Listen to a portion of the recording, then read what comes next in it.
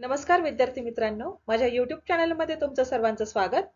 B.Ed सीईटीचा result लागलेला आहे। B.Ed सीईटीचे score card download कसे करायचे याचे संपूर्ण मार्गदर्शन या एकाच व्हिडिओमध्ये मी तुम्हाला करणार आहे। सर्वप्रथम Google वरती cetcell.mahacet.org असं टाइप करून घ्यायचं। ही वेबसाईट आहे। त्यानंतर अशा प्रकारचा इंटरफेस तुम्हाला दिसेल।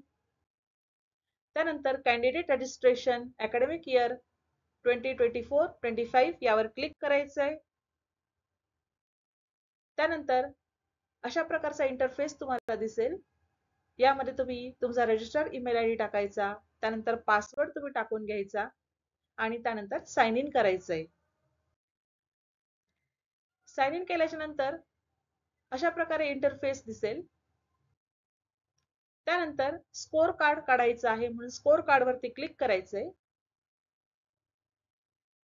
तुम्ही जी सीईटी दिलेली होती त्यावरती क्लिक करायचं। जर बीएड जनरल सीईटी दिली असेल तर त्यावर क्लिक करा किंवा इंग्लिश मीडियमची सीईटी दिली असेल ईएलसीटी तर त्यावरती क्लिक करा।